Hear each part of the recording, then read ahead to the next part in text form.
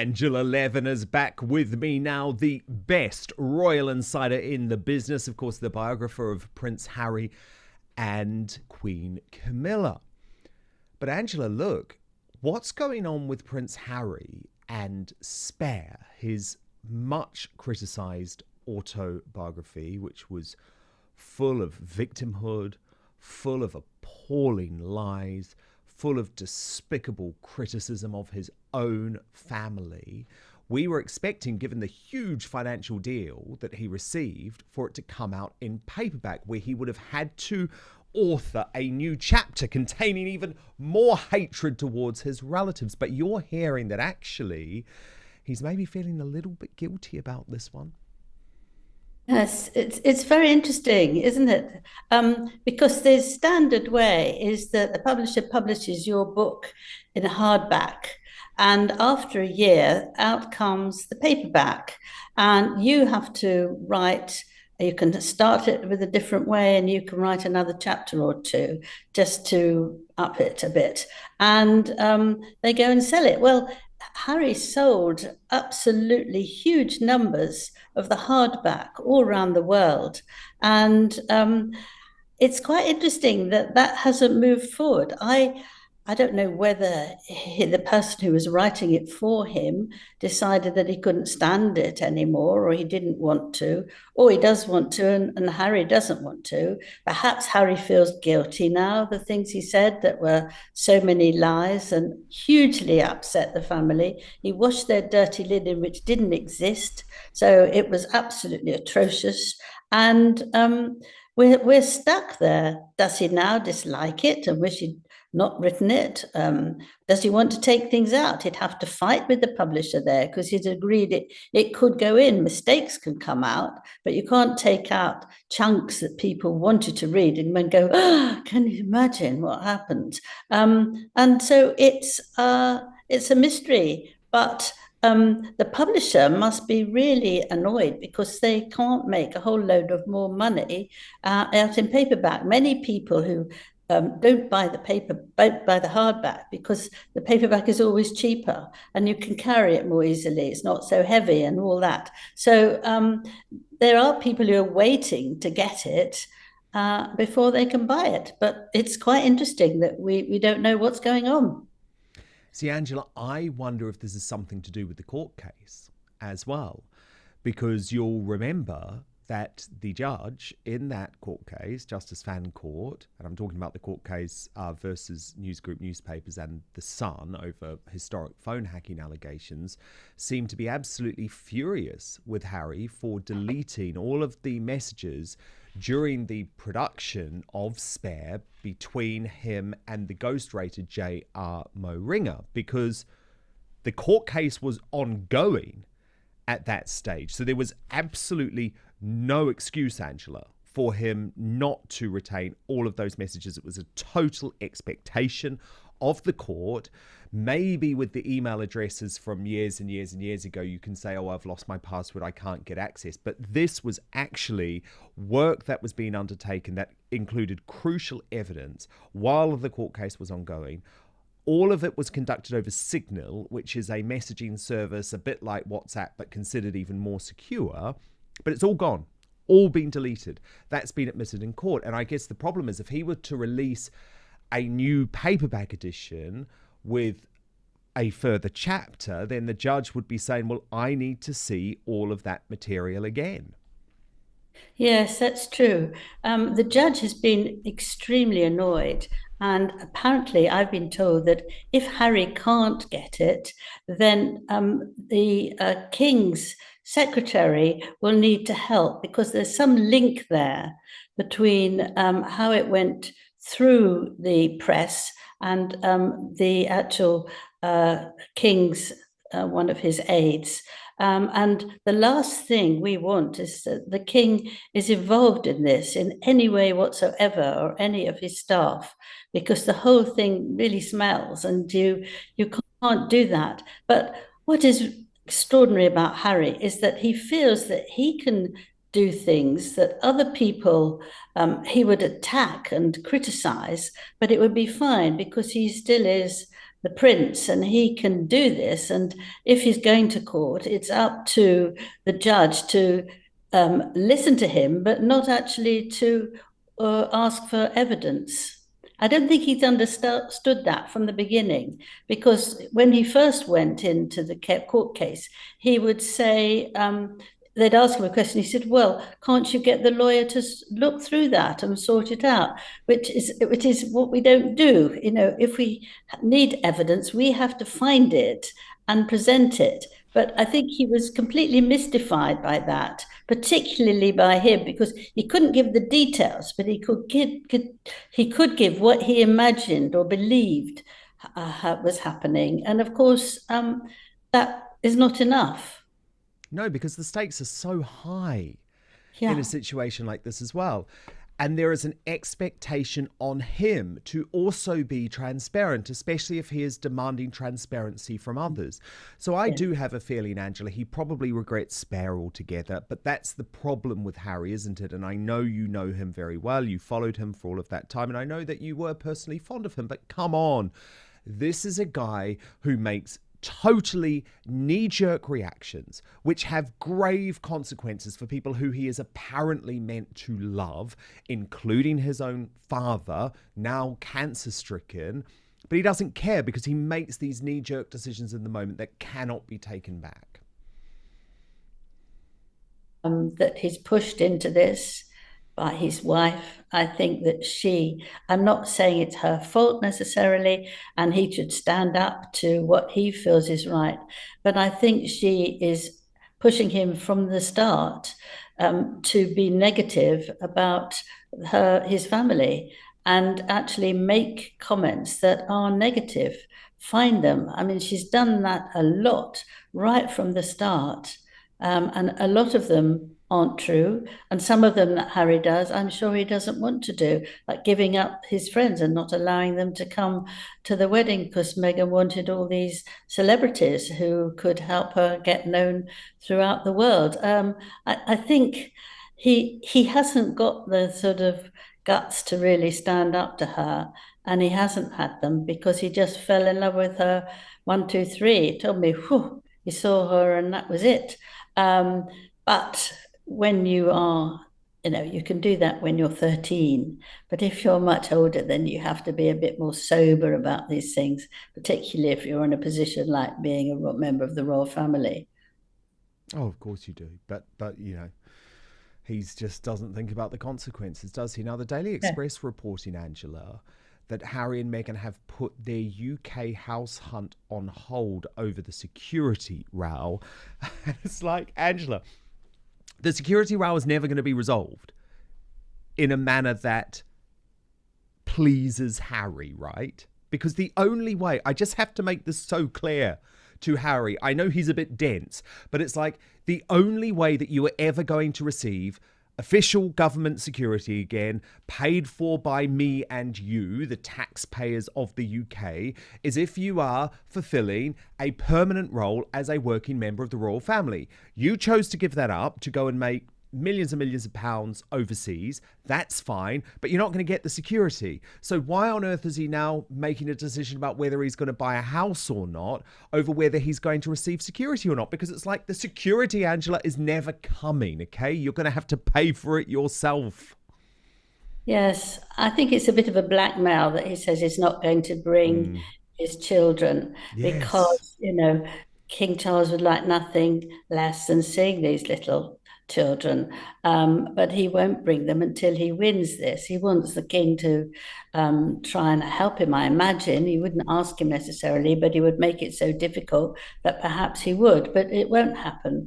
And if they even tried, everybody would be up in arms because he's not working for the royal family and he can't take our tax and use it for his own safety. There are lots of levels of safety. He wants the one where the police can carry guns and they know exactly what's going on about security. That's the number one top grade. But there's lots of others who can't have guns but do know enough that's going on and will be very careful about family, and especially with children.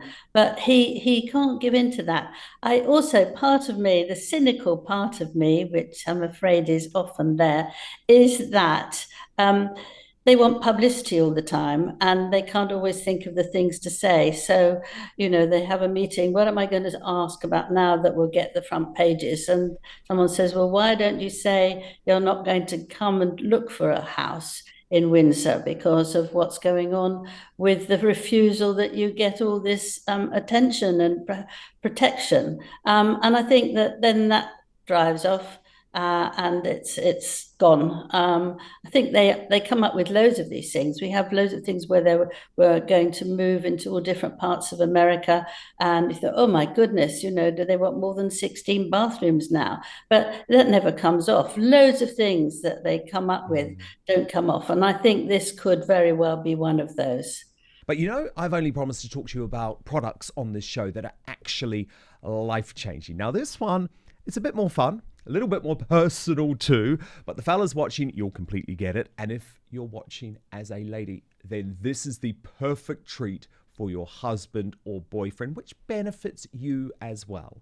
Because the days of using the same trimmer for your face and the parts below are now over, thanks to our friends at Manscape. So I've come up with the ultimate package to keep you trimmed from 12 to 6. So I'm going to tell you now about the Beard and Balls bundle, which features the Lawnmower 5.0 and the Beard Hedger. Great names, but not talking about this sort of lawnmower, folks. Because if your man has started to attack himself like an out-of-control lawnmower, you can stop him by getting precision trimming for all areas, even the sensitive ones, and get him as manicured as your freshly cut grass. So I'm talking about a trimmer for the moneymaker, another for the boys downstairs. This trimmer gets it right the first time, being gentle on the skin in all your delicate places. And let me tell you about the technology behind it. It's amazing. 2 interchangeable skin-safe blade heads. You can choose between a precise trim or a smooth finish. And it's waterproof too, so you can trim in the shower. Next, I want to talk about the Beard Hedger. So this is perfect whether you're going for neat stubble or a full-on lumberjack type of look, because it's got a titanium-coated stainless steel T-blade, and this is what I love, 20 length options, which means you can achieve any style you want just by twisting the brilliant zoom wheel. Now, just like the lawnmower, the Beard Hedger is also waterproof, so you can handle your beard grooming right in the sink or shower without worrying about water damage. And with 60 minutes of runtime and an LED charge indicator, you'll never be caught mid-trim. With a dead battery, it's genuinely a gentle product. No more cuts. You'll keep your loved ones very happy and increase your confidence too if it's for you. Really good deal today. 20% off and free shipping. You just have to use the code outspoken.com. Use the code outspoken and do it at manscaped.com. Let me repeat myself.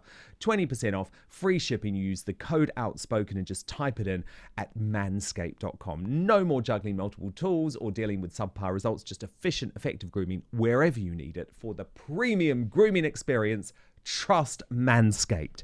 I know, but Angela, you've made the critical point a little bit earlier in your answer when you speak about blackmail. And I just think we have to appreciate for the moment how despicable that is, given the health crisis that King Charles is currently facing. It actually could really lift Charles's spirit at the moment to spend some time with Archie and Lilibet, given the state of his health. And the fact that Harry wants to deny his father that is totally wrong. But the other thing is, Angela, I really do believe that Archie and Lilibet could come to resent that in the years to come, because they're going to be absolutely fascinated about the fact that King Charles was their grandfather. And how was Harry going to justify, why did you not let us come and see him? You were coming to England. Why did you not allow it? Well, they'll say he wasn't a nice man. I mean, that's very easily said and done. I know lots of people who do that when divorces and the wife or the husband won't let the children see the other part and say, oh, they're horrible, you don't want to see them. And it can actually stay there.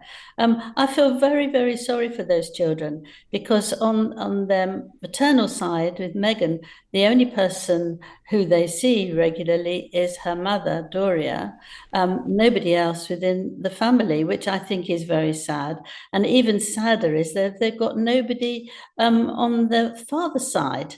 No one. I mean, they would have a wonderful time with George and her sister and brother. They would have fun, but that's not happening. And I think to deprive children of that is very difficult, because a family, if you can get a nice family with different ages, they can give you something that really helps you. And I think grandparents who absolutely love their grandchildren can really be extremely kind and leave a lot of information and loving that will help children grow up, because parents have to follow a routine, whereas grandparents don't have to at all. They can just love and make jokes and be silly and just love them, and that's it. But if you keep telling them that they're awful and that they're not nice and they're not kind, then you don't get it. Luckily, the king has got William's children and Catherine's children, who he absolutely adores. But he is not well. Catherine's not well. He's not well. And actually, the couple, Harry and Meghan, should behave extremely well and understand that these two ill people who are doing the best they can to get well don't need the hassle. No, I know. Totally. I couldn't agree with you anymore. And I think it's particularly cruel. I think especially Angela too, because Harry and Meghan, they constantly make such a big thing, especially Meghan, about their mixed heritage. So Meghan talks a lot about mixed race and all of that. But actually, they're now only embracing one side of that heritage, which is delivered by Doria and the American side. They're not embracing the other side of their life. And I think that's really wrong. It is a shame, actually. It is a shame if you don't allow children to have that experience of grandparents. And there's Yeah. not just one of those. There should be, different families as well, cousins, uncles, aunts, all sorts. They don't have to be actual uncle and aunts, but they come from a family, and they're there for you. Totally. Totally. Now, look, Prince George turned 11 this week. It was an absolutely gorgeous picture taken by Catherine. And I was so delighted, Angela, to see Catherine ignore the Sussex Squad trolls who wanted to try and force her to no longer release her own pictures after that Photoshop debacle back in March, when actually everyone completely overreacted, not knowing that this was a woman who wasn't thinking that much about the photo because she was suffering from cancer and worried about chemotherapy, and it was all just ridiculous. So I love the fact that actually she said, to hell with it, I'm putting out my own picture. It was a stunning picture of George. And what do you make of that decision, firstly? Well, I think the picture was marvelous. And I think it was designed that we would now see him much older now, although he's only gone up 1 year. He's not just in a t-shirt or a jumper. He's wearing a jacket, admittedly no tie, but a nice shirt and a jacket. So you see him one step above his responsibilities. But next year, when he's 12, he won't be able to go into the same plane as his father for decades now. That's what happens, that the heir to the throne can't go in with the man who is on the throne or is another heir. It's just not happening. And so you'd have to have bits of the family. And I think that would be quite hard for them because they're a very close family. They could sometimes get round it if Queen Elizabeth, the late Queen, said something that it would be all right. We'd have to see what Charles does, but it does make certain sense.